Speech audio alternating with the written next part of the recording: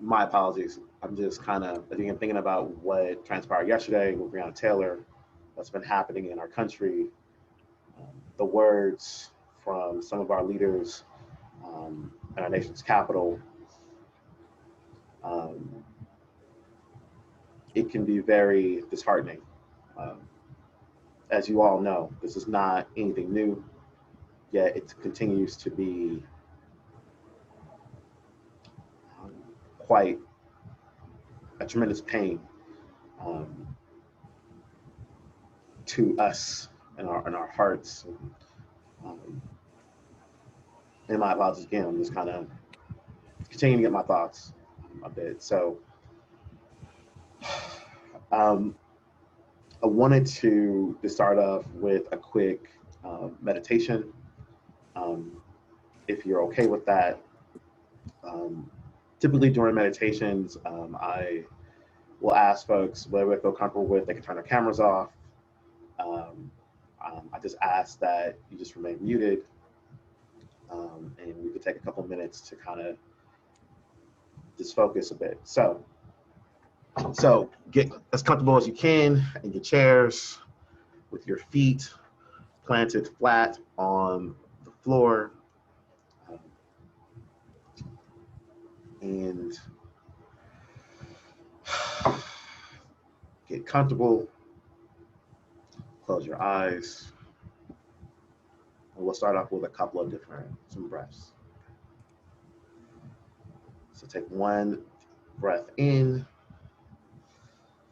one, two, three, hold, and then release. Take one more breath in, three, four, hold, then release. Take a breath in, hold, then release. Continue to center yourself. Continue your breathing.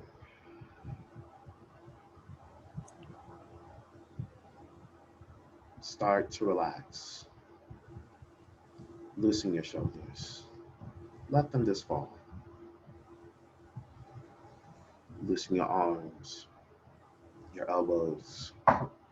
Let them just fall away as you continue to breathe.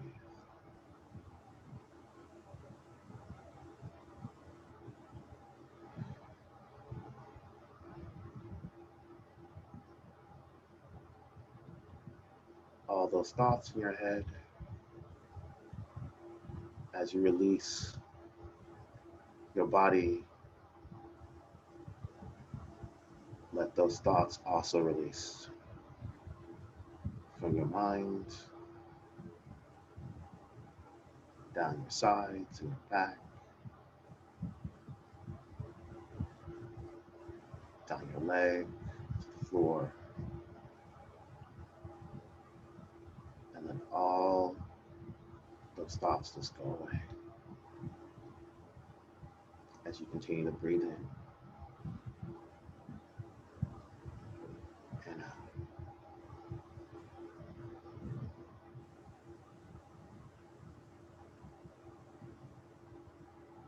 Let all the stress and tension in your face just drift away.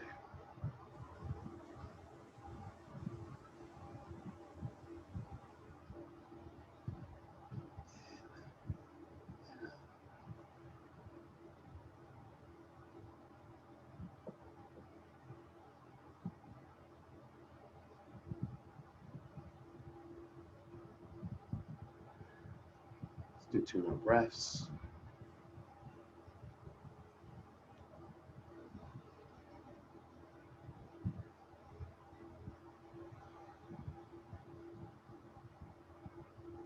One more breath.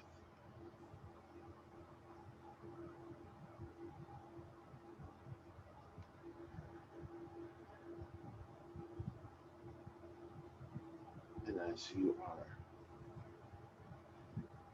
relaxed, you are coming back. slowly but surely. You open your eyes again. Just kind of continue to feel calm.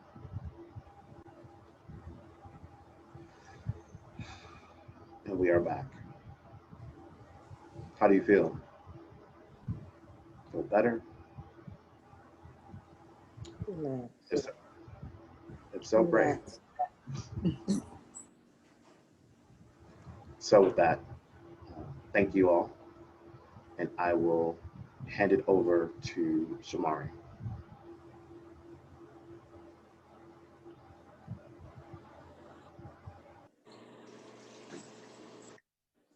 Or is it Davina? Sorry, my problem. No worries. Hi, everyone, and thank you for joining us on this early morning for today's Faiths and Community Workshop. Today's meeting topic is creating power partnerships and collaborations, why you need them and how to build them. My name is Davina Gibson. I am the operations lead here at Oakland. And I just wanted to get started. Before we dive into the agenda today, I wanted to go over some Zoom etiquette. As you can see on your screen on the left-hand side. So we just have some participant guidelines so our meeting can go smoothly. We kindly ask that you mute your microphone to help keep background noise to a minimum. Make sure you mute your microphone when you are not speaking. We also ask that if you decide to be on camera, please position your camera properly. Be sure it is in a stable position and focused at eye level with minimal background distractions. And next thing is, if you have a question, feel free to please type your inquiry in the chat box. I will be moderating our question and answers. And lastly, there will be a workshop survey for all participants to complete.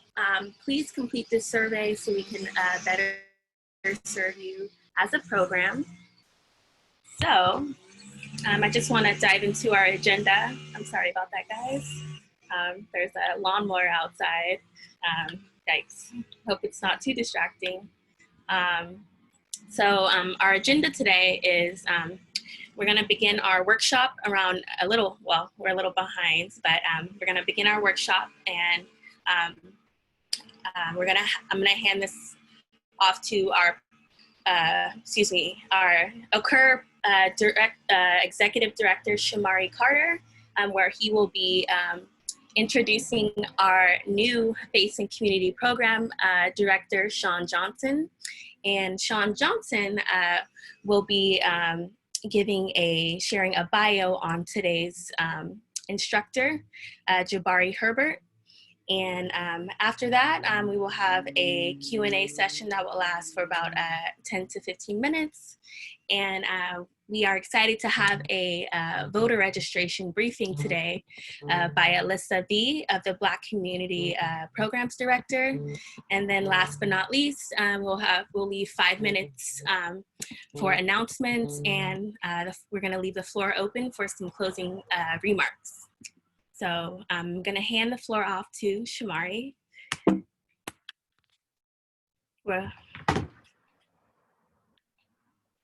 Good morning, everyone. Thank you for being here. Thank you for joining us. I want to thank the San Francisco Foundation for choosing to partner with Occur to bring this program and help build the capacity of not only our faith-based organizations, other nonprofits, and just our community as a whole. So thank you to the San Francisco Foundation for this opportunity. Once again, my name is Shamari Carter. I'm the Executive Director of Occur. I have the pleasure of introducing Sean. But before we get started, since the program is called Faith, I grew up in the church, and it was this thing that the preachers would always do. And this is probably breaking the etiquette of Zoom. But let's all turn on our mics and say good morning to each other. You know, the preachers will always say, turn to your neighbor and say whatever. So let's turn to our neighbors and say good morning and wake each other up. Good morning. Good morning, everyone. Good morning. Good morning, everyone. Good morning. Good morning. We got a lively bunch today. Thank you all for participating. So I had a pleasure of introducing Sean Johnson. I know Sean personally, so I am not going to read. I'm again break protocol a little bit here and just talk about Sean as an individual, as a community member. Sean is someone that's deeply rooted in community. He believes in the power of community, the power of people in community. You can find Sean running programs. You can find Sean creating policy, whether it be in our nonprofits or our government agencies, in making sure to empower and, like his bio says, activate community. Sean is one that is one of the most humbly intelligent people that I know. He's part therapist with his calm, humble spirit, and we really appreciate him being here running the faith and community program for us at Occur. And I don't want to take up too much time because I can ramble on and on about Sean and all the work that he's done over the years supporting our community. But with that, Sean, please get us started on our day. Thank you. Thank you, Shamari. I am truly humbled and grateful to be here with you all. And folks don't notice, I wanted to work with Shamari for a bit now. So this is a pleasure and a great opportunity. So I love being here. I love working with Occur. I've worked with Occur in the past and had the pleasure of meeting David Glover some years ago, and talking with him was inspiring. And so again, I thank you all for giving me the opportunity to be here with you. And so with that, I want to introduce our facilitator of today. I've had some sparse conversations with this incredible man, and I've enjoyed every moment of it. So Jabari Hubert is managing member over at the Hubert Enterprises Group, 25-year vet in real estate development. And I'm going to go a little bit paraphrase because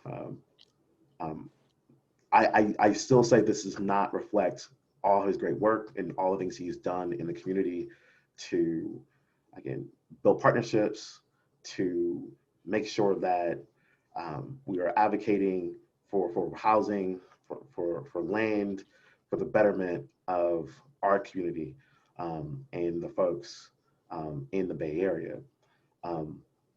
Again, he was a managing member over at Hubert Enterprises. He was also a managing member over with Grid. He has worked on a number of different projects with the Pacific Charter Schools Development and also with OUSD.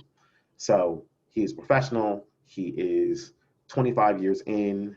He's a Kappa Alpha Psi member, a part of the Bay Area 100 Black Men, Friendship Christian Center International, and he also works with the Mission Economic Development Agency. So without further ado, I want to pass it over to Jabari. So please give him a warm welcome, give him your time and attention. So. Good morning. I have provided a sort of outline of my presentation, if that can be shared. If not, that's fine. I also wanted to say welcome and thank you. I also, I'm honored to be working with Occur. Occur, David Glover was one of the first members, first organization that assisted me from the technical assistance. Occur used to do the CD district technical assistant training, and then they had a big nonprofit workshop. So one of the first manuals that I got was that sort of nonprofit guide on how to write grants and whatnot. And in that introduction, I'll sort of skip around. you know, my outline. So if I had a title to the message, I sort of said, you know, partnerships, what, when, and why, the good, the bad, and the ugly. I was raised in LA. I am the middle of 3 boys, so I've always had to share. I had hand-me-ups and hand-me-downs. So I grew up in a culture of sharing. My family was quite active in the church in LA, our Christian Center, where I always volunteered, grew up in the youth department. So I had a background and a pedigree to sort of work collaboratively and working in groups and teams. I played football, baseball, sports, and all of that stuff helped me in the work that I was able to do. In college, I pledged as Sean mentioned, Capital Alpha Psi. So for me to get through that process, I had to learn how to work as a group. And partnerships are all about working as teams and working in groups to sort of accomplish a greater or a shared goal and mission. And at that time, it was crossing. One of the things that was happening when I was attending college at UC Riverside was a whole host of activism.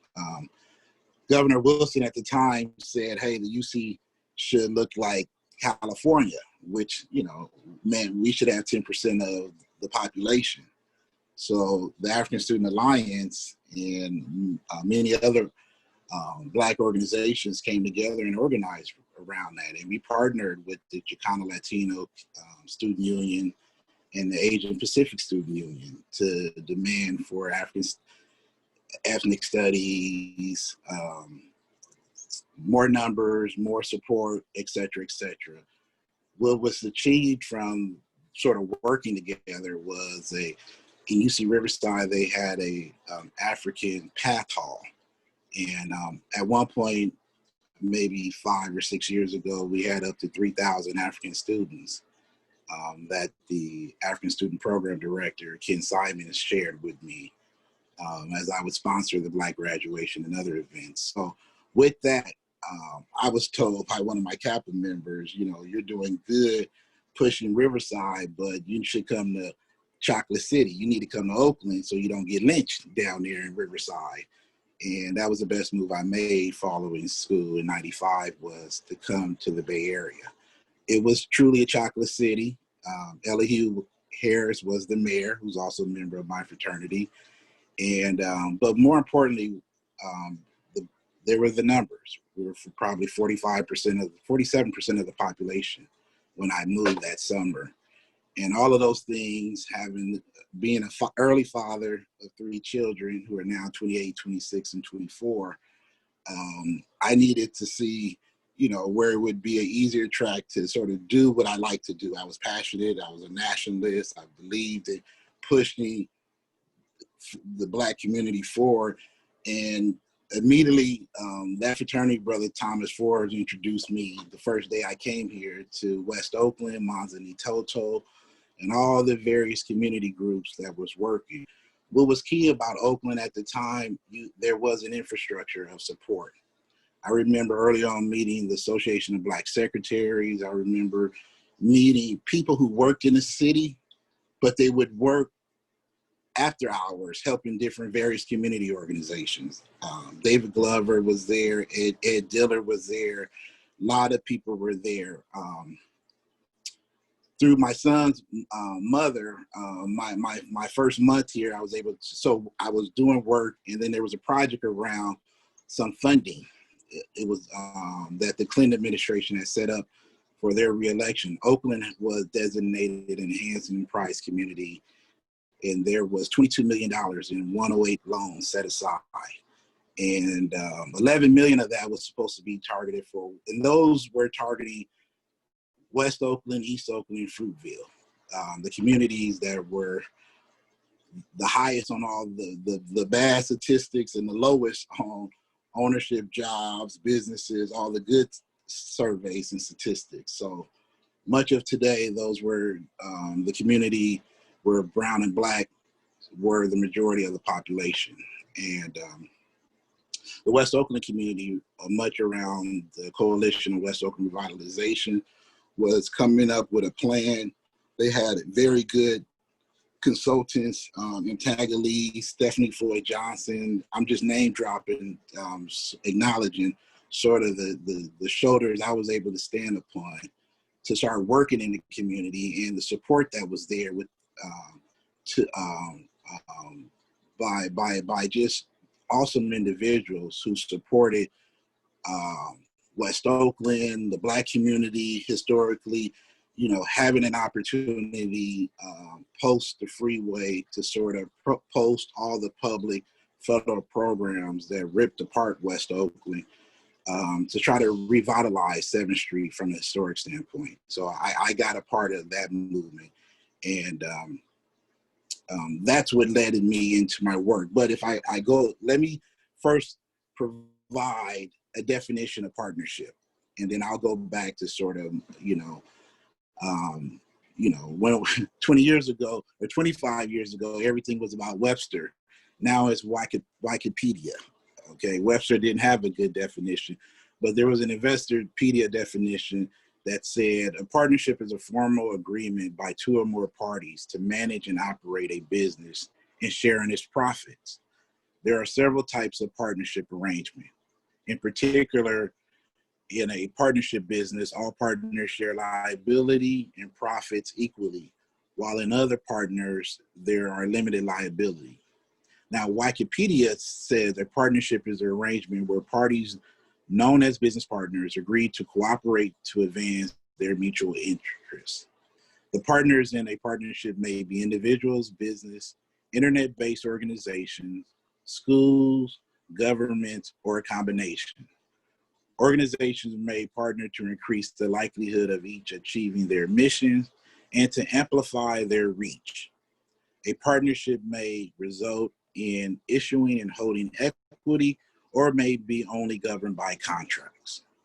Okay, so I think what's clear in the Wikipedia definition is all the different bodies, from individuals to government to organizations, that can make up a partnership. So I've had sort of the opportunity and been blessed with 25 years of working with all of the above, including with Friendship Christian Center, faith-based work, which they're now developing 40 units of senior housing with, in a partnership with Community Development Corporation of Richmond, of the East Bay. So I will talk a little bit about my history and examples, but before, I did some research, and there were 7 principles of a successful partnerships.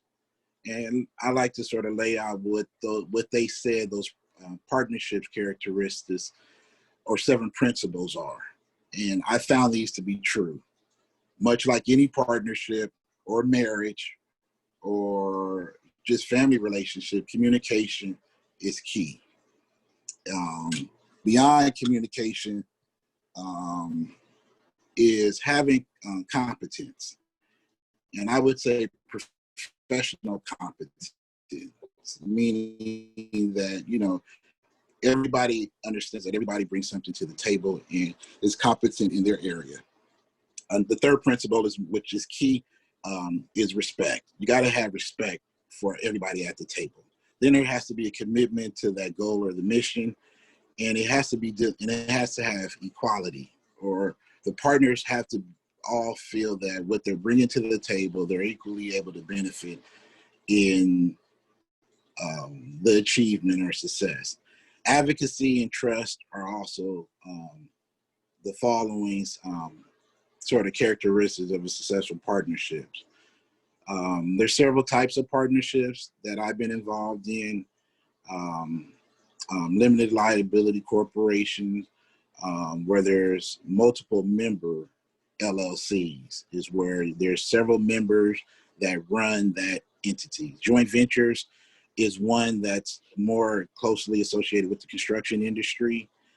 There are public-private partnerships. That's a new buzzword, which involves partnering with the public sector, with the private sector, collectively, and that could be the nonprofit or the for-profit from on the private side. I've been involved with partnerships involving corporations, families, foundations, individuals with access to capital.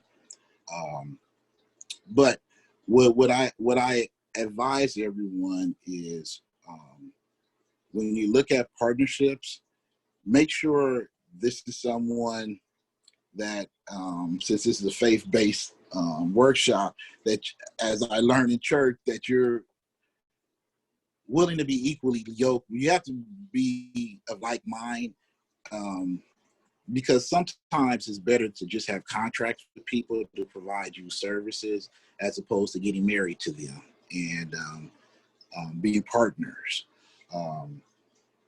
Collaboration was a big buzzword even 25 years ago because there were a lot of organizations doing duplications of work, and foundations started to change around collaboration. I was first involved with the San Francisco Foundation in West Oakland in around 2001 with the Hewlett Initiative, where they brought money to the community, and it was around collaboration. It was how we're going to get it. Working in West Oakland 25 years ago, the Clinton administration, I mentioned, put out some money to Oakland. I worked with a group of 3 nonprofits: the Coalition for West Oakland Revitalization, led by Manzani Toto; the Federation of African American Contractors, first led by Art O'Neill, then Bruce Cox; and then the Mandela Village Planning Team, which was a group of Berkeley architect students, David Ralston, myself, who were young, interested in working in the community. We put together a plan. So the one thing I stress before you can really get started with a partnership, develop a plan. And that could be a development plan, a strategic plan, or a business plan. You have to know where you're going. One of the things that's key as you're doing the planning process is to do a SWOT analysis. SWOT is just an acronym, which is big in Oakland, for strengths, weaknesses, opportunities, and threats. You have to do an honest self-assessment of your strengths, your weaknesses, and the opportunity and the threat. So I'll take the first project in West Oakland that I was able to be a part of, which was creating the Mandela Transit Village project. There was an opportunity to go after a key parcel owned by Union Pacific, was 3.5 acres that had sat vacant the whole 2 to 3 years that I had been in West Oakland, sort of pushing forth this concept and business plan collectively with many people. Relationships, okay, are key to making not only partnerships work, but identifying other resources where, you may have weak areas when you do that SWOT analysis. Let me try to go very quickly. So what happened in going back was that we put together a plan. This money that was set aside for Oakland went through the city of Oakland. We had to have a site and win site control. So together, those 3 organizations, the CWAR, the Federation, and the planning team, created the Alliance for West Oakland Development. And we approached Union Pacific, having worked strongly with MAPO to stop Union Pacific from selling that parcels 3 times to a truck-related use. The community, we came together. I went to meet with Union Pacific. SWOT stands for strengths, weaknesses, opportunities, and threat. And that's as you do your self-assessment. I saw that question. Strengths, weaknesses, opportunities, and threats. So fast forward, we competed against 11 for-profit developers, and Union Pacific said, hey, we'll give you an opportunity. You just have to match the highest price being offered. which was $1.5 million to buy the land. You know, at the interview, I expressed our desire to be the bride, not the bridesmaid.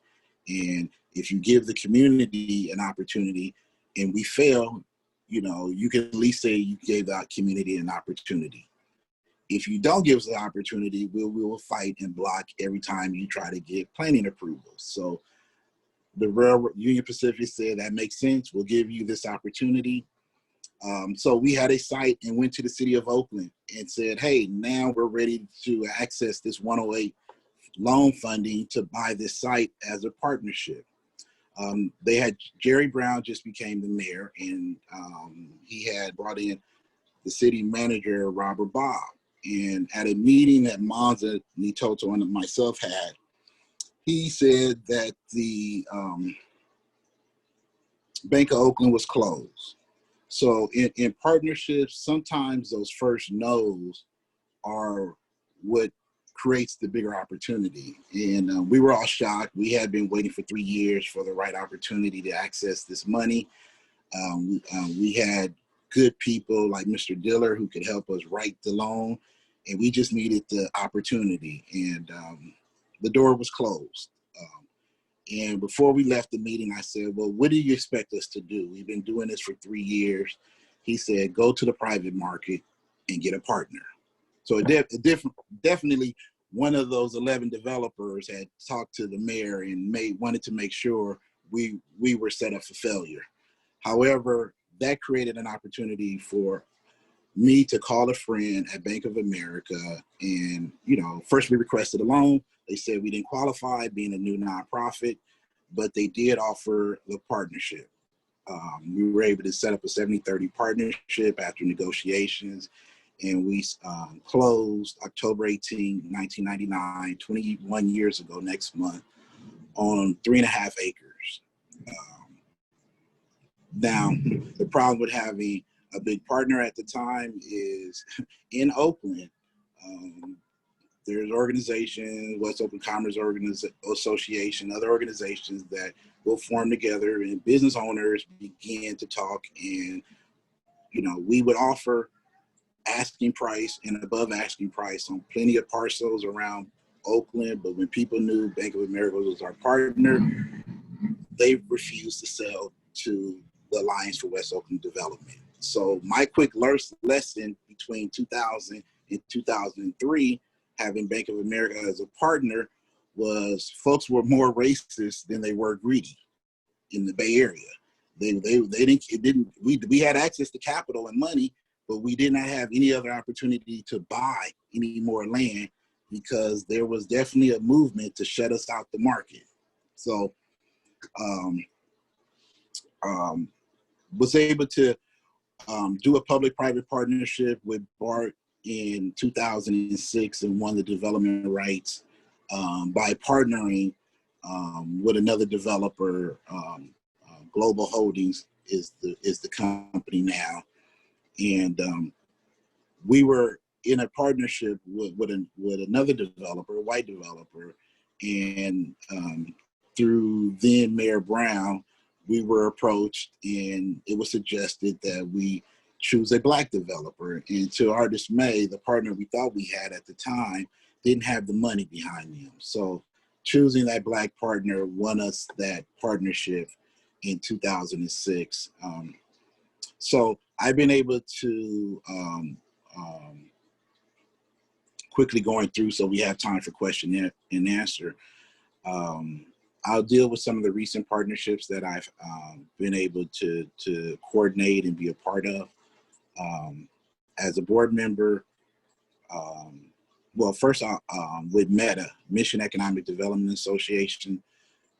6 years ago, I was going through some personal changes and thought I was getting off the board. And the CEO told me, no, we're now going to start doing affordable housing. That organization was born the same day I was, so they were turning 40, and so was I. And as I thought I was getting off the board, they decided to start doing affordable housing. The Regional Development Agency, the Housing Authority in San Francisco, was actually offering properties that they had formerly owned to nonprofits. So it was an opportunity for Mission Economic Development Association to get into a new field. But to get into that field, they had to partner with somebody who had experience.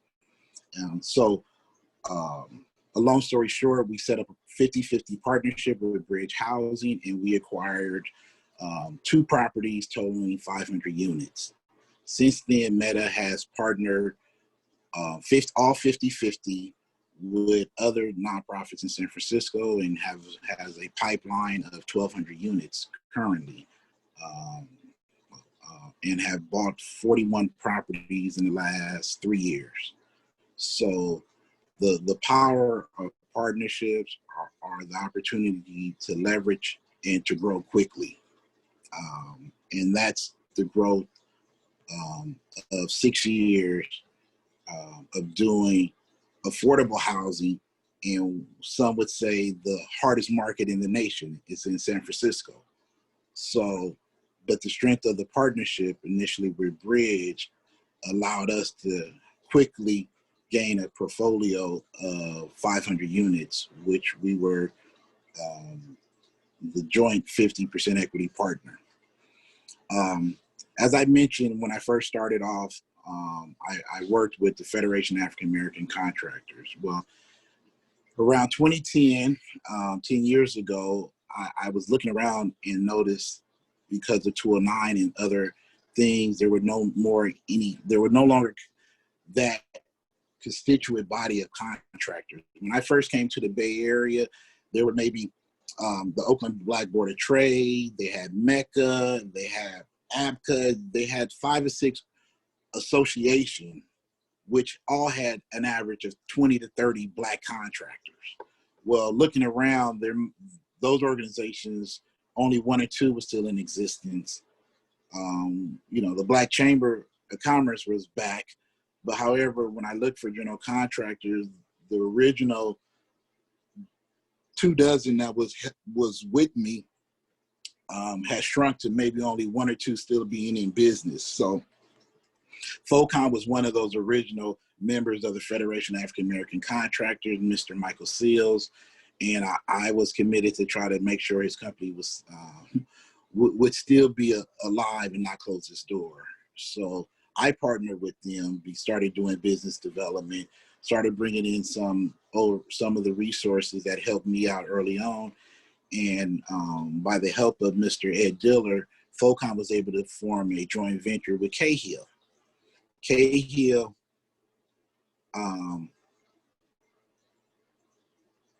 in FOCON has completed Calvin Simmons, $18 million, Whittier, which is $36 million, and then Fremont High School, which is in construction now, which is a $95 million project. Cahill has also used that model to form joint ventures with Arns FOCON, which completed West Oakland Middle School, and then Madison as well. I've also been able the last 5 years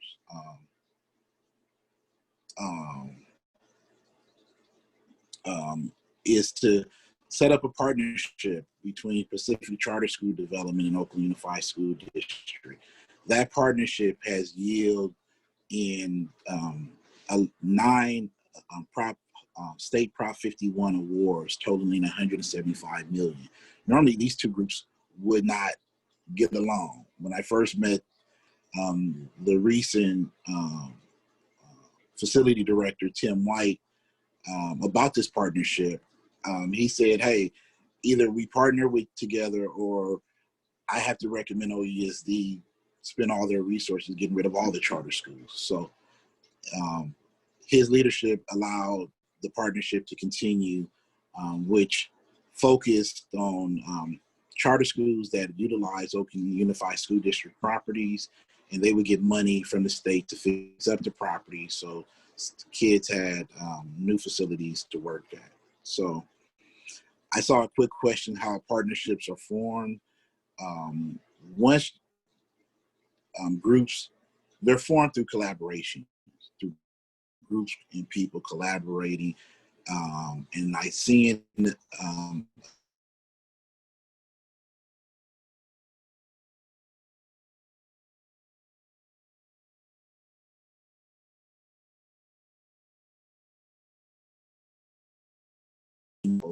in our community. And what we did was form a limited liability corporation in partnership with Bridge Housing. So that's an example. A joint venture is another example of how a partnership is formed. What happens is two contractors will essentially make an operating agreement or a joint venture agreement, and then apply for a new license under a new company. And that's another example of how a partnership is formed. In the case with, yes. I just want to interrupt you for a second. So you froze for a bit, so folks might not have caught what you said. I also would like to encourage everyone, if you have questions, please use the chat. Again, this is a forum where you can ask your questions. We do ask that when we actually come off the mic and we ask questions verbally, that we wait to the end of the presentation. Yet please use the chat, and Jabari will get your questions as we can. So thank you, and my apologies for interrupting.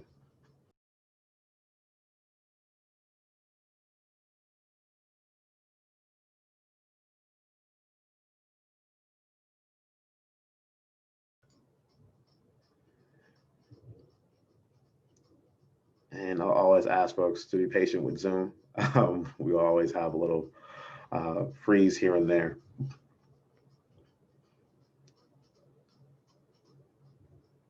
And, all right.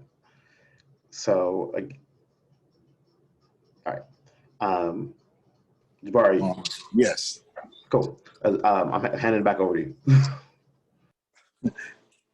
Well, I'll open it up for questions. I don't know, because I'm starting to have an internet problem. Can someone read the questions, or let me see if I can get to the questions. Can you talk about preparing yourself for partnership? What does the organization need to do to prepare itself for a partnership? Do the self-assessment. And that's when I talked about having the SWOT analysis. So an organization figuring out their strengths and weaknesses, what opportunity to go after, where there may be threats. If they don't, that can identify who potentially could be a partner. I seen a question regarding a faith-based example.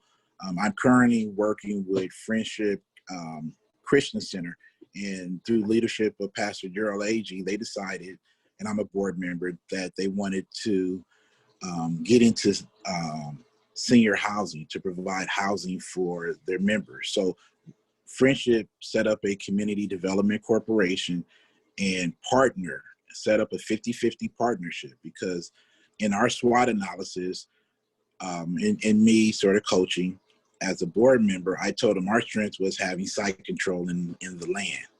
And so we were able to reject other people's offer to partner that didn't meet our threshold, which was we wanted to be at the table equity as a 50-50 partner, which opened an opportunity for an all-Black development partnership with Don Gilmore's group, which is CHDC, Community Housing Development Corporation of the East Bay, and Don Gilmore, and those guys have been here doing development longer than I've been here in the Bay Area. So that is an example of a faith-based partnership.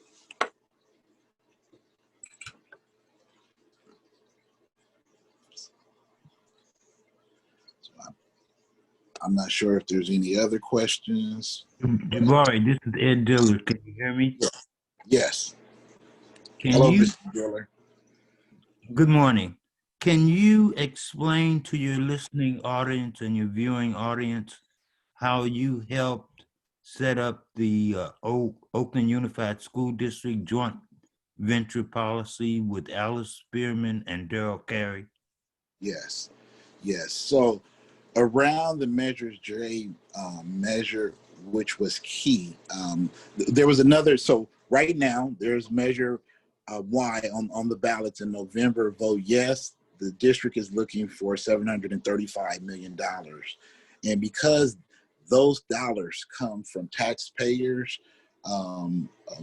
The local contracting, small local contracting community came together and said, look, you know, you guys have shown that less than 3% of your contracts are going to less than 10% was going to any small local contractor, and less than 1% were going to Black contractors. If you want us to support these measures and we will raise money, you have to do business different so that the playing fields are level.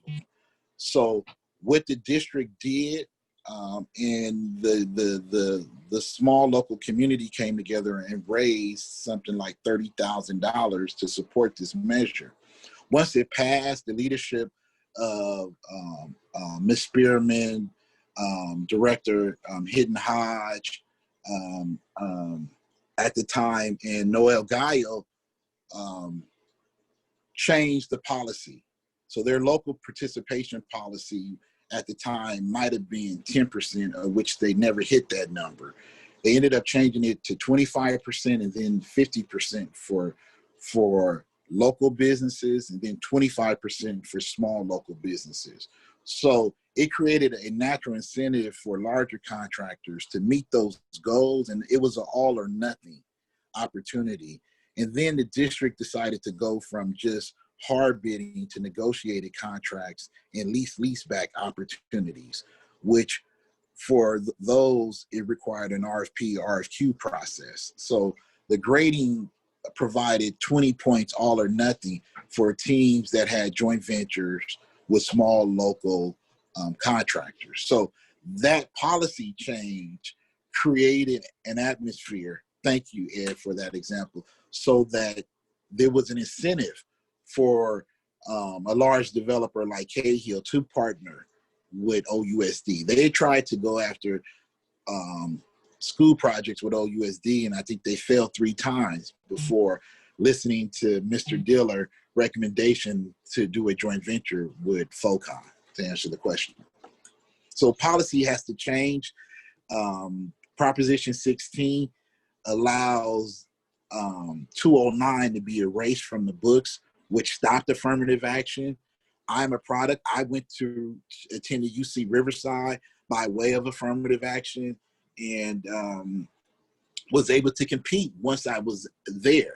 But having the opportunity to get through the front doors required affirmative action. So we all need to vote yes on Proposition 16 and push the city to release a disparity study that shows that though we may be a third of Oakland's population, we're getting probably less than 5% of the city contracts today. So I'll stop on that. Can you, going back to, what organizations need to do to prepare, once a SWOT analysis is done, what are some of the approaches, and how do you approach a potential partner?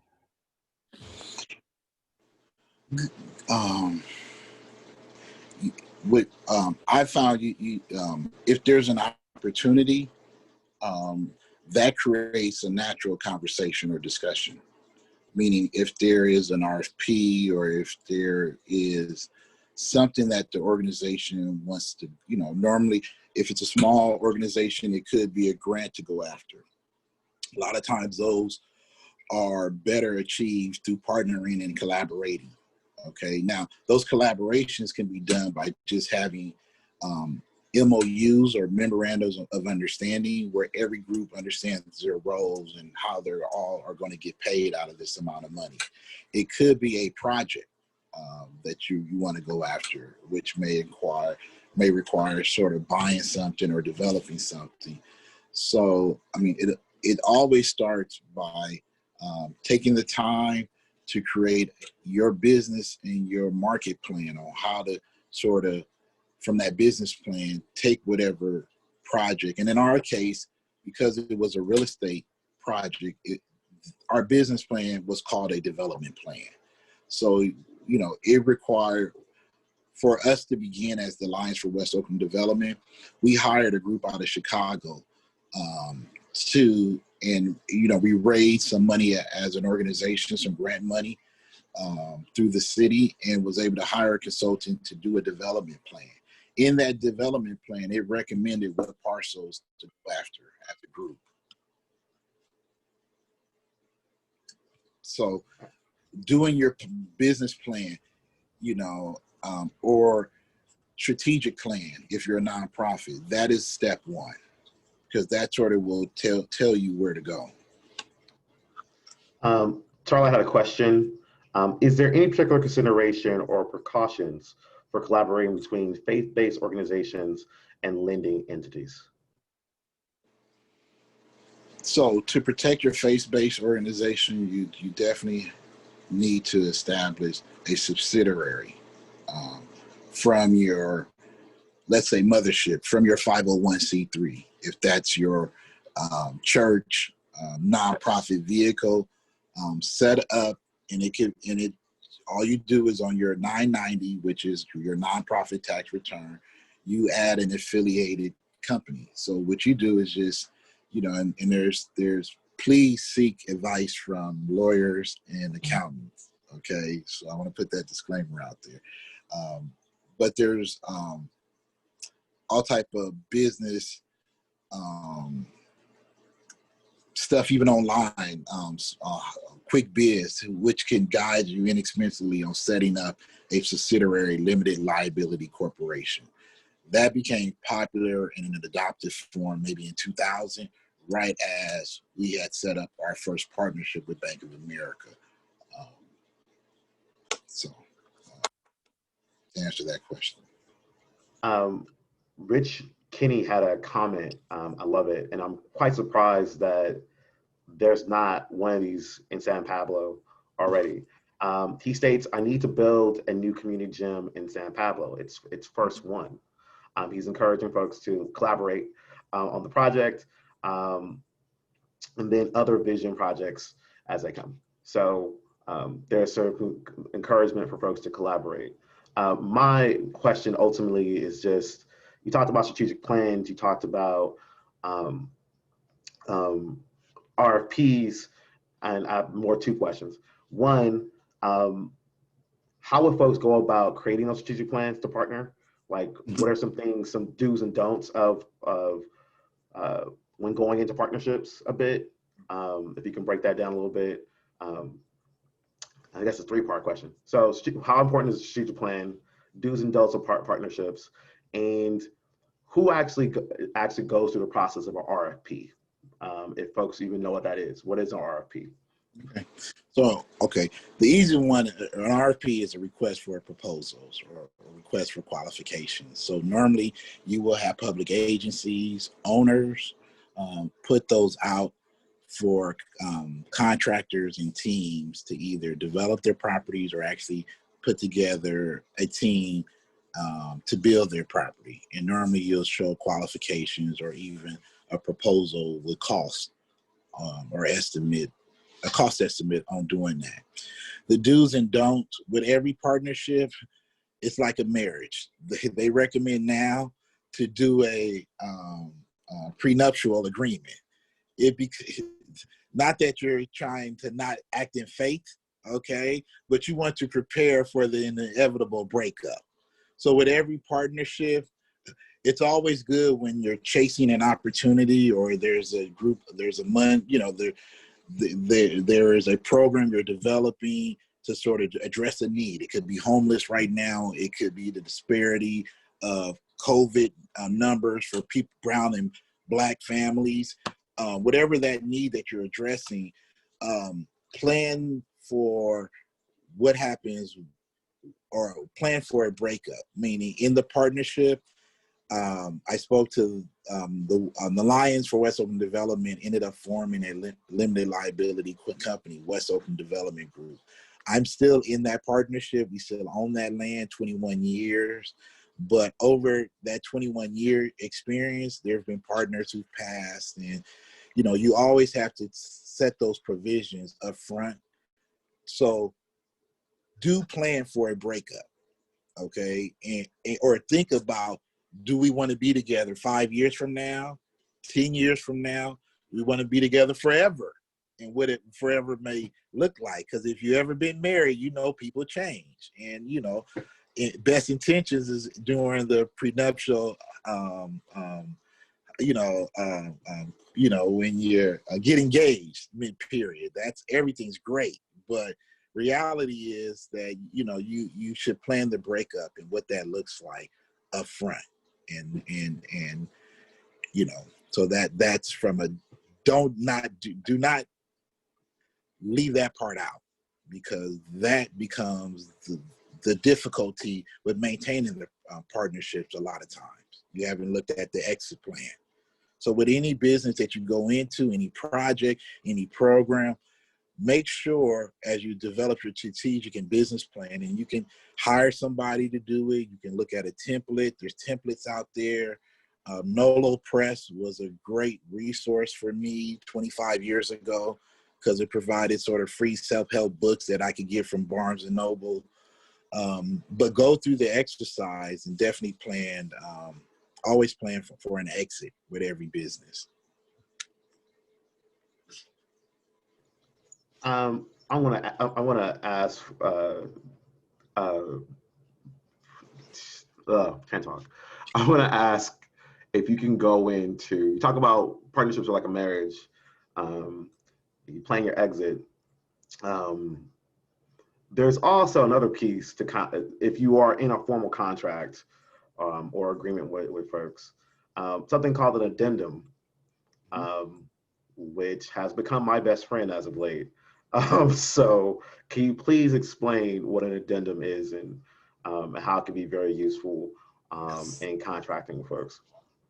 Addendum allows that partnership agreement, that contract between parties, to be modified because situations change. There may be, and a lot of times what happens in the sort of affordable housing community development field, for every project, you may have the same partner, but you're setting up a brand new company, mainly to limit your liability just around that project, but to answer your question, yeah, addendums allows that living partnership to be modified, and that is a great resource that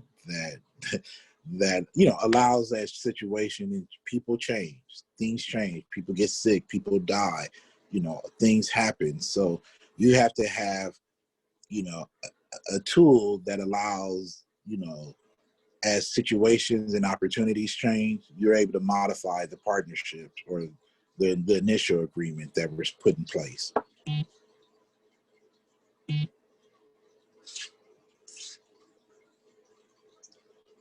Also, just want to encourage other folks who have questions. Again, it's totally fine for you to come off mute to ask Jabari. You can also put them in the chat. Also, I'm very comfortable with a bit of silence. So if you need time to get your thoughts together, we can also do that.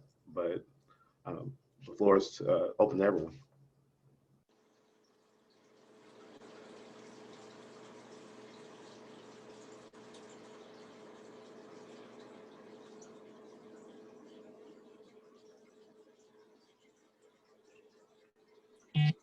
I have a question.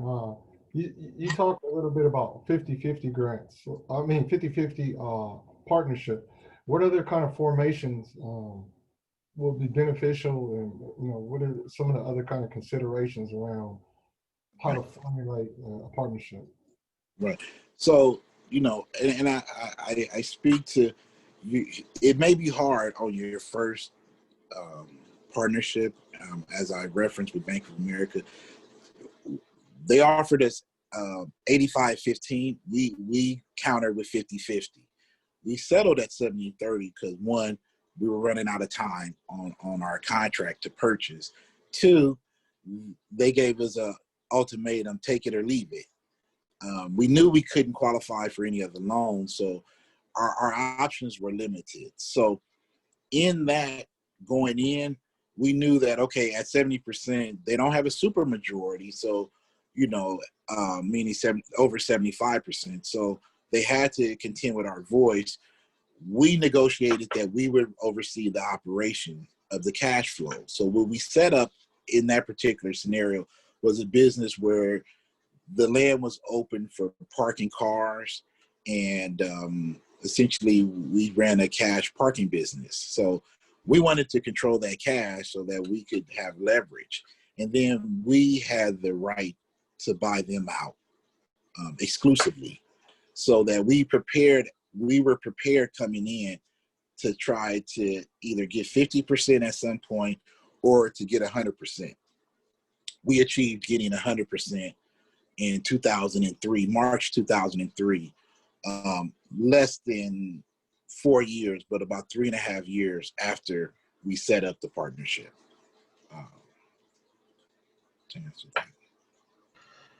Charla has a question. Do you need to have a legal advisement to review a MOU versus a detailed contract?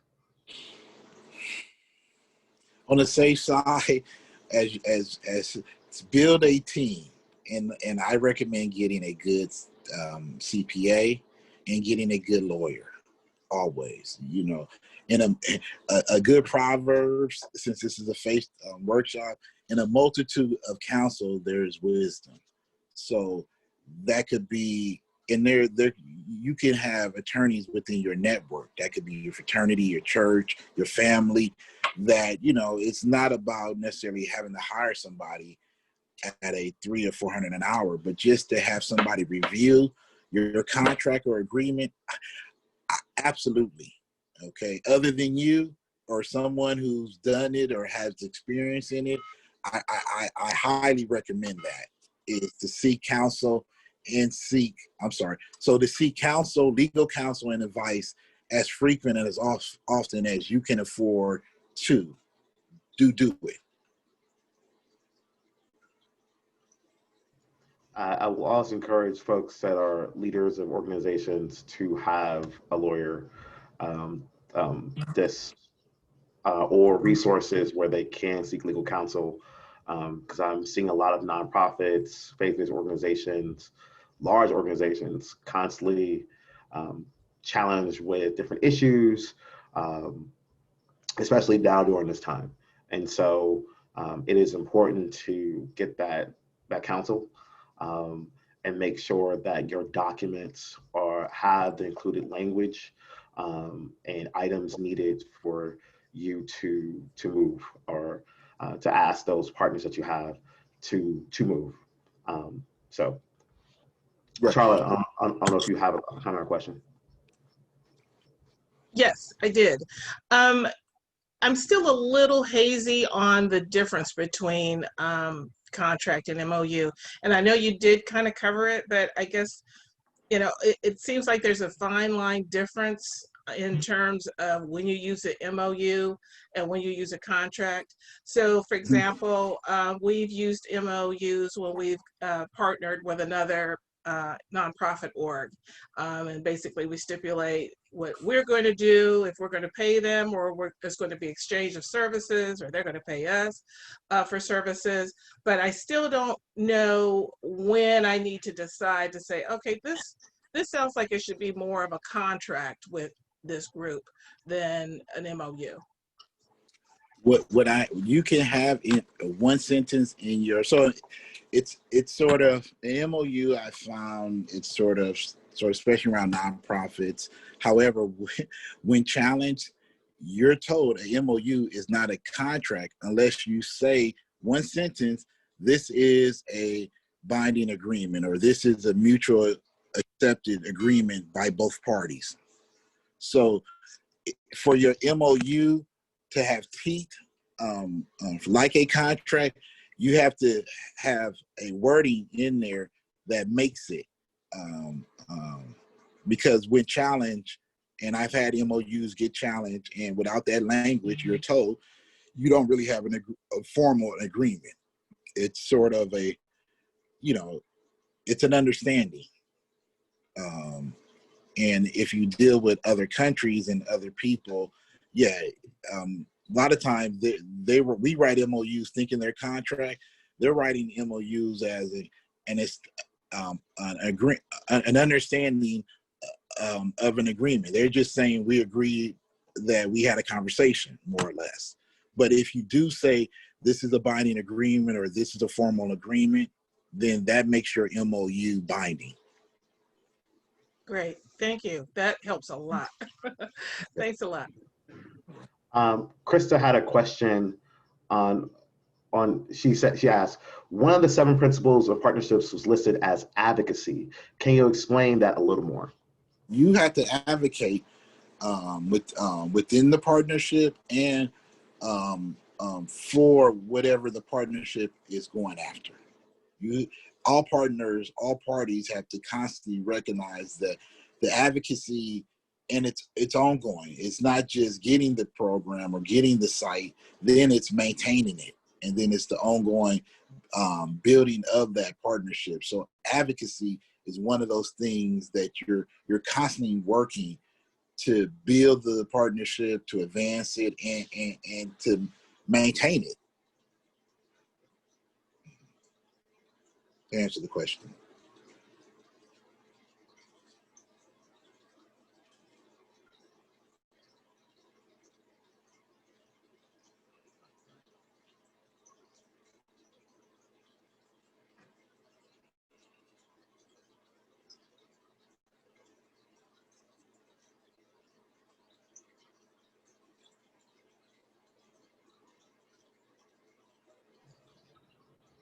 Okay.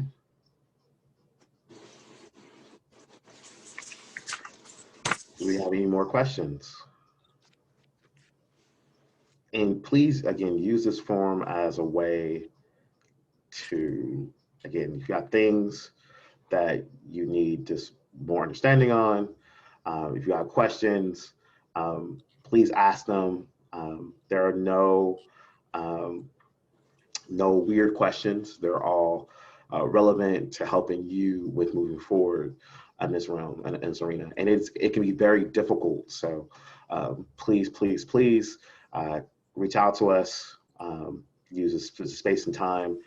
We are always here to provide you with support as best we possibly can.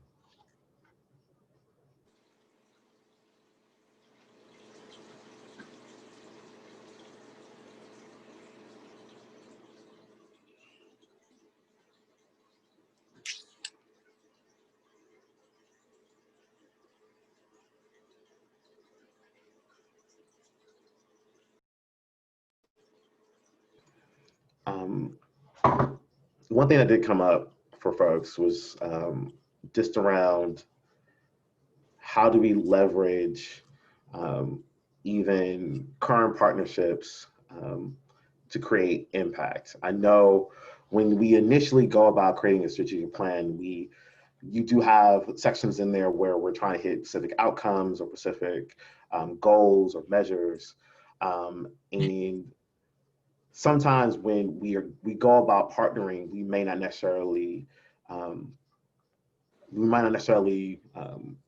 think about how much we need a partnership or not, right? And I like how you said it is something that's a relationship and a marriage. Sometimes things don't work out or not. So and I'm trying to frame this as best as I can. So in these moments, there are times where you might have to end the contract, you might have a year contract, you might have something up to 5 years, or it could be a 3-year contract with additional 2. Like, what is a good time to really evaluate and measure the effectiveness of a partnership? When do you kind of add a new partner or not? Kind of what time in those cycles would you do that, or have that kind of time? Hopefully that makes sense. Yeah, I mean,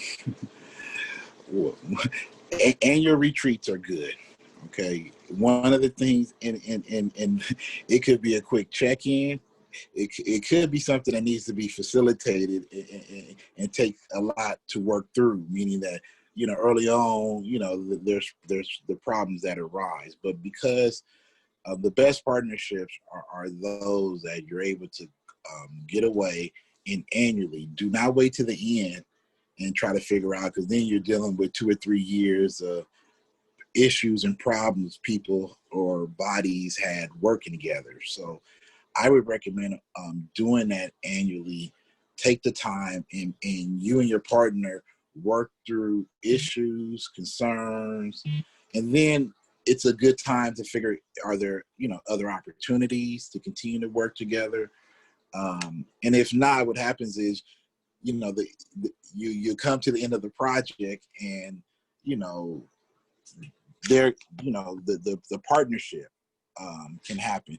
And with Don, I mean, a lot of times that is the case with joint ventures, where, when I see Ed's, where you have a smaller contractor who partners with a lot larger contractor to qualify for the insurance bond.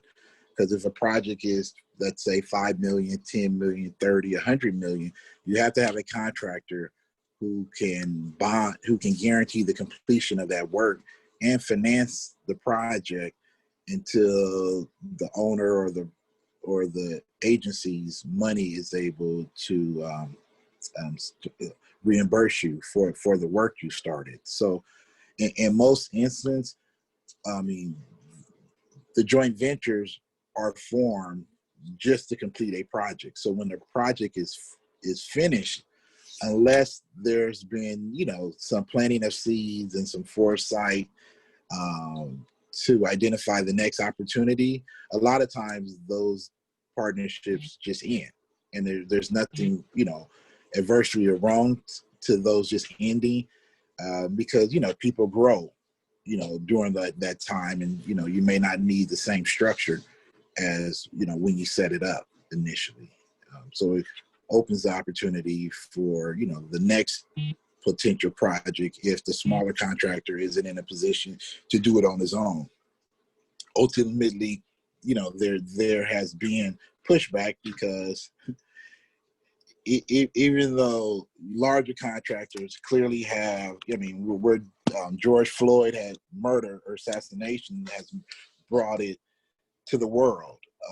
The reality of racism still in America. So, the argument that, I'm building up my competition, a lot of these construction companies are 5-7 generations because they've had advantages that haven't been offered, or even, definitely for smaller Black contractors specifically. So, the argument that, I'm building up someone who eventually will compete for me, that is true, but they have, 200 and 300 years of a head start. So, that is to speak to that, and it is the right thing to do. And a lot of times it does take the community, as Ed talked about with the school district. It was not the board of directors, it was the community pushing the board of directors, Daryl Carey and a lot of activists, sort of to change the policy. And, that created an opportunity. So the advocacy that they creates the opportunity for there to be a partnership, if that makes sense. And for partnerships to continue, there's constantly advocacy. There's constantly advocacy I have to do with other public agencies, so that the door is open for an opportunity to partner, and there be a little level playing field, though it'll never be leveled, but at least there's an opportunity to come to the table and to propose a partnership. A couple more questions. One from Eddie.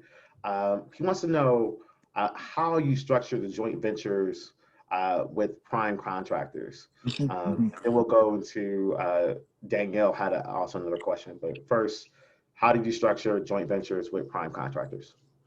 We took a joint venture agreement that I talked about the liability, how to divide the profits, the fees, and even the management. So that is or the sort of basis of having a joint venture agreement, and then from that you set up the corporation. But the corporation is done based on the joint venture agreement. our question from Ms. Mackey. What are external drivers to be aware of with strategic planning? So basically some of the outside threats and challenges. Right. So I'm sorry, what was the question? What are some of the? What are the external drivers to be aware of with strategic planning? The external, the external drivers are the reality is that, well, I'll just be blunt in this example. I mentioned George Floyd. That is creating a whole world of opportunities, and for brown and black communities to be able to be at the table. For example, Bank of America told my organization that in the 2002 that they were an East Coast bank not interested in having any more investment in not only the black community, but California. Well, because post George Floyd, their CEO made a commitment of $250 million a year to be deployed in partnerships in the black community. Now, what you advocate and get the bank to make that real around, it's a moment in time and an opportunity. So the threats are always that things are changing outside of our control all the time. You know, sometimes those things and circumstances create moments of opportunity. I think there's been no other moment in my adult years post, the late 60s and 70s for communities of colors to come to the table and demand equity and demand opportunity and be bold about it. And we can call ourselves blacks now, as opposed to African Americans and other things that were referenced from previous years. We can speak boldly as a black community for black opportunities and today. So that would not have been the case a year ago, or if, for example, the whole world wasn't sheltered in place because of a COVID pandemic. Some things you can never predict or plan for. In the best strategic plan, I had a business for 20 years. Well, there's nobody taking BART to San Francisco anymore. And there was no way for us to ever plan that there would be a COVID that wipes out a business that we've had for 20 years. So that's an example of external drivers, is that, so being in tune with, there's all type of vehicle media where you can get information real time. And those are the main external drivers that either create opportunities or take away opportunities right now. It's a lot of times it's the outside forces and society, the changes. And right now there are rapid changes that we can all look at from today than it was last year in 2019, as an example. I have a question to bring it back to the faith-based organizations. Are there special challenges? Are there preparation that a faith-based organization should prepare to do? Are there stigmas around finance? Are there stigmas around partnerships that a faith-based organization would need to kind of address to make themselves more favorable for a partnership? If there is an opportunity for faith-based organization, well, I think this is definitely a moment. A year ago, it would have been speaking as far as the difficulties. I think now, faith-based organizations, churches that historically may have properties, there are tremendous amount of opportunities to partner. Monday through Friday, it could be with charters to set up schools. For example, charter schools have always looked to partner with churches and faith-based organizations because they were excluded from you know, the opportunity to partner with districts and buy other property and have facilities readily available for public assemblies. Well, those are naturally churches. Okay, so that's always been a natural partnership, be it around schools. I think as we're looking at, the governor has just made a bill where by 4 years, every vehicle sold in the US has to be fuel efficient or automated. So there are potential charging opportunities with the, you know, battery makers, with the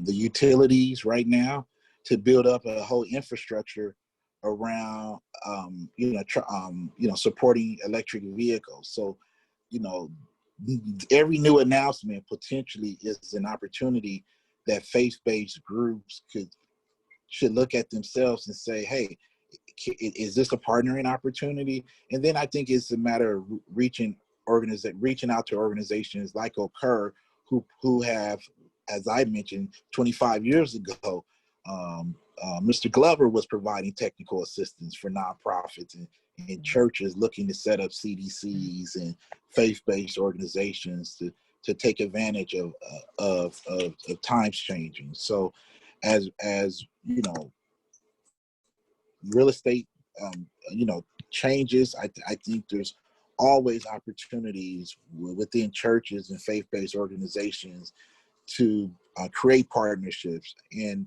a lot of times now, I don't think they have to wait. I mean, I'm involved with the greening of church movement here in the Bay Area. And that's an example of a new faith-based movement where we're not waiting for the green technology to call us. We're actually at the table shaping what that conversation looks like. Talking to the agency I was thinking of, the PUC, about providing grant funding and funding to, setting charging stations so there's a revenue source for the church Monday through Friday, or, outside of sort of church hours, for example. Eddie had a comment, and then we could take one more question, and then we're going to transition to our next quick announcement presentation. Eddie. Yes, thank you, Sean.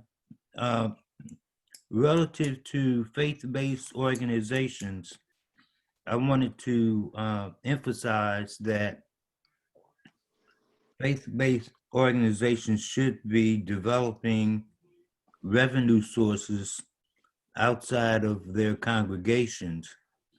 For example, I assisted a church in East Oakland that set up a ice cream store. And that ice cream store generated much needed revenue, which enabled them to set up a daycare center. I also work with Allen Temple Baptist Church to set up the CDC that built the Allen Temple Arms, which is a senior facility.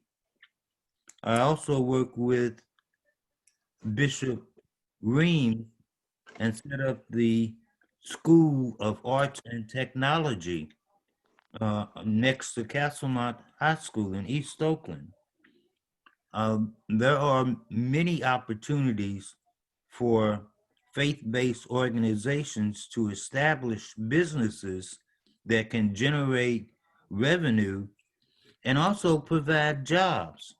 So these types of strategic business partnerships and alliances opportunities are out there and available, but the faith-based organizations have to be aggressive, they have to be innovative, they have to be creative, and they have to be risk takers. Thank you. Thank you, Eddie. Thank you, Mr. Diller. Yes. Any other comments or questions before we transition? All right. Well, thank you, Jabari. Oh, thank It was you. a pleasure. If you have any comments, questions, feel free to send them to us. Jabari, of course, is always available to answer questions. We'll make sure that we provide you with contact information for folks so that, again, if you have additional questions, you can get in contact with everyone. So again, thank you, Jabari, for coming. Thank you for just talking about your experiences, all the details of partnering. It has been a pleasure. And I did leave with Occurs some resources and templates, redacted joint venture agreements, some partnership agreements, examples of consultant contracts, some brochures, and resource information that's available through Occur. I think it's Occur's website. So do check, tap into Occur as frequent as possible to get copies. And thank you. It's been my pleasure this morning. And those items will be on our website, the FACE website. So if you need them, also this recording will be up. So you'll also have that. I didn't necessarily say this in the beginning, so I apologize for this. Please take the time to take care of yourself. If you have to go to the bathroom, if you have to stretch, please do so. If you are in need of a break, please let me know. But also just note that these items, this recording, will be up on the website, so you can go back to it at your convenience. Okay, all right. We're going to take a quick transition into our voter registration presentation, and just with a show of you can use how many of you are familiar with the reaction? The reaction buttons on Zoom, thumbs up, claps, all that. I can do a thumbs up right now. Okay, great. All right. If not, you can always just put a yes in the chat as well. But I'm just gonna ask a general question. You can just show a reaction that will be your yes, right? How many of you are registered to vote? I see hands going up. I see thumbs up. I see folks with their hands up. I see some yeses. Great. I'm going to ask the best question. When's the last day to register to vote? Who can tell me? Last day. You can come off of mute too if you like. If you just want to call out. We're going to get some energy up. No one else? No. November 4th. No. Election day is November 3rd. Last day to register to vote is the 19th. That is online. If you're going to send it off by mail, it is the 19th. In person, it is the 3rd. But yet, that's a little lengthy process. So I always encourage folks to do it beforehand. So I'm going to share my screen for a second. We're going to go really quickly through this, and then we will close with some announcements. Okay. Right. Nothing's working the way I want it. All right. So we are going to. I did not share my screen. That's not what I wanted. There you go. All right. So, can you see my screen? All right. So, we're going to just briefly go over a couple different things: who can vote, how to register to vote, how to submit your ballot, and key deadlines. So, currently, right now, we are in a state of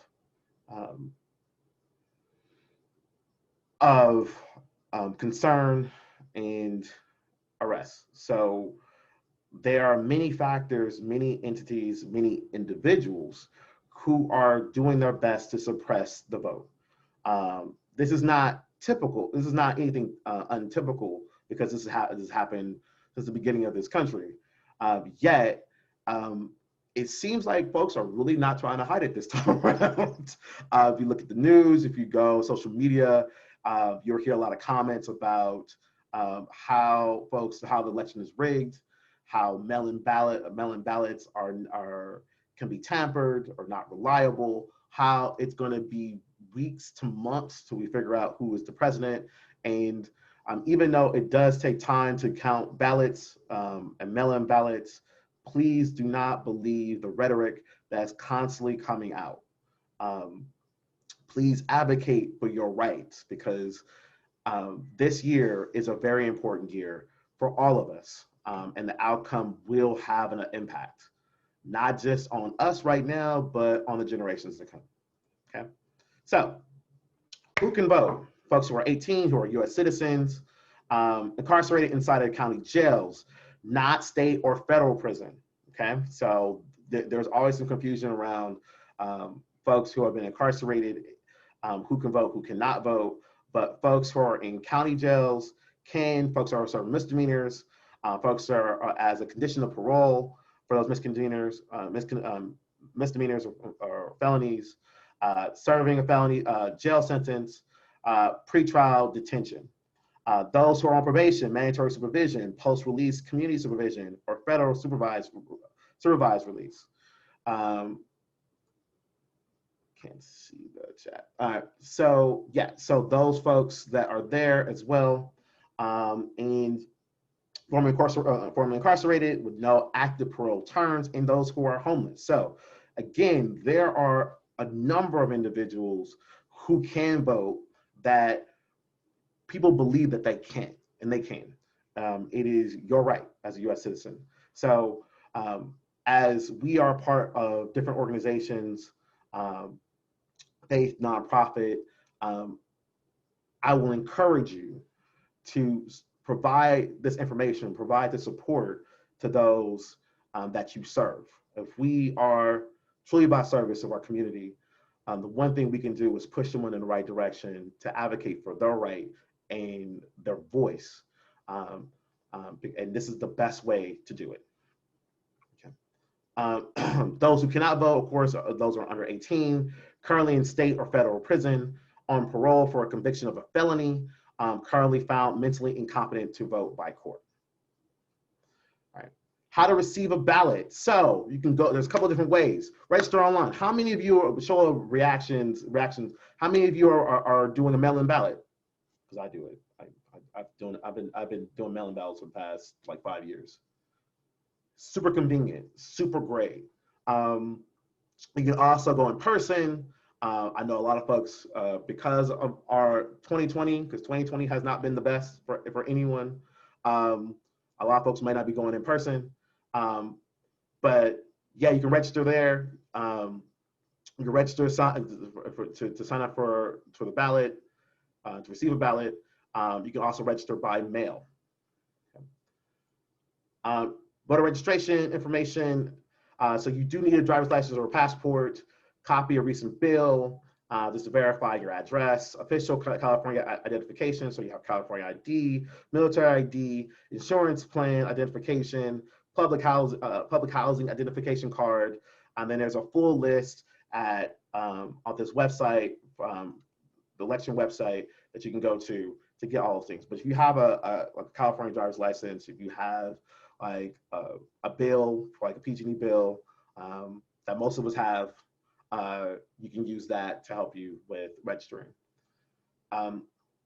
Registration address, voter residence for purpose of registration is the address specific by the voter. So again, everything's by your address. So making sure you have proof of that is going to be key, okay?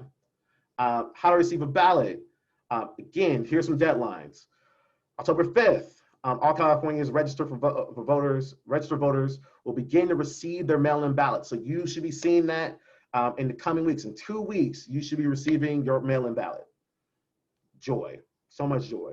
19th is deadline to register. online or by mail. So again, a lot of you will be doing this. If you haven't registered for a mail-in ballot, I'm encouraging folks to do so ASAP. 7 days before election, registration must be done at the county office's election. So you have the 27th, 7 days before election, to get those things done.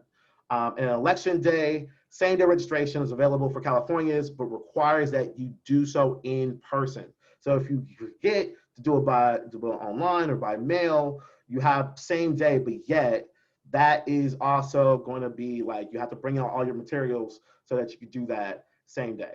I remember hosting a couple of different polling sites, and there have been some challenges with that. So I'm telling folks to be patient, because I believe this election will be very busy despite COVID, okay?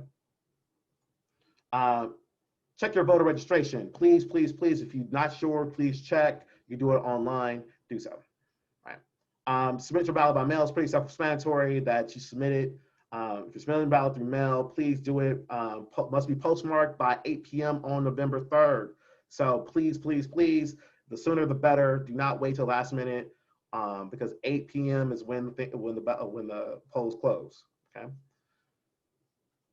For Alameda County drop boxes, there are plenty all over. So I encourage you all to look. I know you can always go to the court office. They always usually have a drop-off box, because the voter registrar's office is actually down there in the basement. I encourage folks to go down there and actually ask them questions, because they're right there. Okay. How to authorize. We forget that if you do not sign this, it is not valid. So please, please, please sign your ballot, and make sure you drop it off at an authorized post office box or drop off box. Okay. How to submit your ballot. So again, locations are free. If anybody charges for anything, please, that's not legit. You should do it in person. You should do it in person yourself. Drop them off.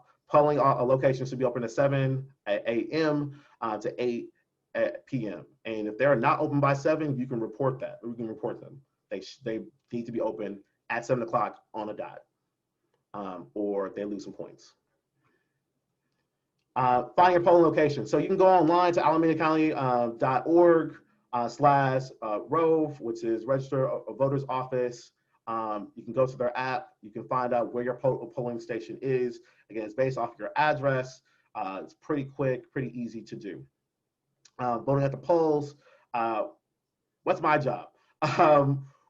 So workers have the right by law to take up to 2 hours. So you have 2 hours to leave your job to vote.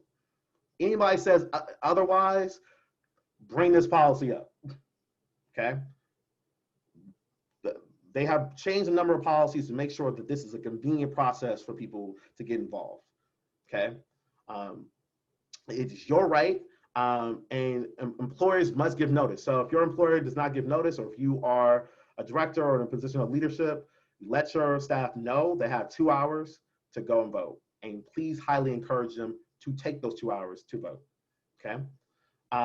Bring to the ballot, again, identification. Make sure you have your glasses if you have a hard time reading. County election voter guide. So that thing comes in the mail. So you should already have that filled out, read. You have all your folks already listed, who you're going to vote for, who you're not going to vote for, with policies or measures, so that when you're in the booth, or you're filling out your ballot, it can be a swift and easy process. There are a couple different resources I will encourage folks to go to. League of Women's Voters usually has some great information on basically quicker summaries of how to break down some of these policies. Policies are made to be complicated on purpose, because a lot of times, because they want folks to vote either one way or another, okay? So it's helpful to get those breakdowns. Talk to people that you trust, right? So that you can understand what you're really voting for. A lot of folks don't, and then it can have consequences for years. Part of why our schools don't have a lot of money, because basically folks didn't understand some of those propositions that were on the ballot that took away a lot of money for our schools. right? So it's really important for us to get the language down, to talk to folks, go to reliable sources, really understand what you are voting for. Okay. Tips for polling, again, start early, review elections, complete the ballots that are given to you using a pen. Please use a pen. Do not use a pencil. Black or blue. Do not harass poll workers. They are working there. I know they are getting paid, but they are just also volunteering for the goodness of civic engagement. So please be kind, especially possibly kind to them, because they are truly heroes, especially coming out during this time. You're prohibited from wearing or displaying any advocating or a specific candidate or measure. Please do not go in wearing any type of materials that may have a specific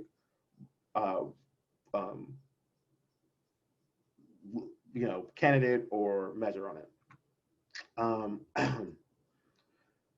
What is on your ballot? So there are a number of different things that are happening this time. Presidential election, of course, federal office of elections, state ballot measures, state office elections, county ballot measures, county office elections, city ballot measures, city office elections, school board director, and special district races. So local level, you're going to see immediate impact. So please, please, please read up on who is actually going to be those representatives in your district, who's going to be ahead of the BART, because basically we've had some issues with BART over the past few years. They do have a new president.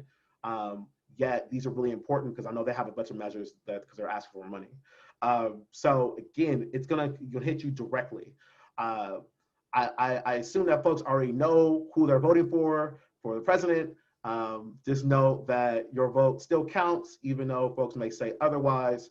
Please, please vote accordingly. Tracking your ballot, again, mail-in. You can also visit where's my ballot. You can track it because they're all tracked. You can get text alerts or emails if you want to know where that is. All ballots must be tallied unless all ballots must be tallied unless your ballot was dropped by someone else without your signature authorized. You were not registered to vote. Was not received by November 20th. So if they don't get it by November 20th, it doesn't count. So make sure you turn it in early, make sure you turn it in person, make sure you sign it, make sure you're registered to vote. Okay. Poll workers, if you're interested in being a poll worker, couple things, just have to be eligible, registered with the voter Alameda County's registrar's office, the California State registrar's office. You have to be a legal permanent resident, high school, students, because a lot of high school students, this might be a great opportunity for high school students. So I encourage them to go. Could be an Alameda County employee, state employee. And also, we always need translation. So if you're bilingual, highly, highly encourage you to partake. So resources, you can always go to the California Registrar's Voters Office. You can always go to Secretary of State. African Black Collaboration, they do great work. You can always visit them and talk to them about their voter guide. Then the American Civil Liberties Union. So they always have great guides for folks. So I will stop sharing and say thank you all for attending this workshop. Thank you all for being here. Davina, can you? I want to add one more note, Sean, about voting, because with faith-based organizations in the room, we're all probably supporting our communities and getting ballots in the mails for our constituencies. You cannot turn in more than 3 ballots at a time. I just learned this one on a call, a little tidbit. You shouldn't be in possession of more than 3 individuals' ballots at a time. So, if you're going around and collecting them for people in the church, you should know that you shouldn't have more than 3 at a time. All right. Also, I did not mention this, and I want to put it up in the chat. OCUR does have their own voter registration site. It goes through capacity building, voter engagement. It has a link to where you can vote. Also explain your rights. So please, please, please, if you also want more additional information, go to our site. It's there in the chat, occurnow.org/voter registration. Okay. All right. Last couple of things. We are going to be doing a workshop next month, October 22nd at 9 o'clock, where we're going to have a panel of individuals that are going to come and talk to us about what leaders need to survive and thrive. So currently I have confirmed Dr. Mateo Payne, Gloria Crawley, and Jennifer Hicks will be coming for our panel with our leader and my boy, Shamari Carter, who's going to be moderating that panel. And so hope to see you all there. Please, please, please fill out the evaluation form for this workshop. Your feedback helps us greatly with improving these workshops. So please let us know about the time. Please let us know about the facilitator. Do you want to do more interactives, activities? Do you want to need a break? Please put that into the poll. We'll be sending that out to folks, into the survey as best we possibly can. So just want to close out from there. If there are any other closing comments, any other announcements, any items before we adjourn? No? All right. Please fill out the poll, the feedback form. Let us know if you have any questions. And again, thank you all for being here. And we will see you next month. All right. Have a great day, everyone. Thank you.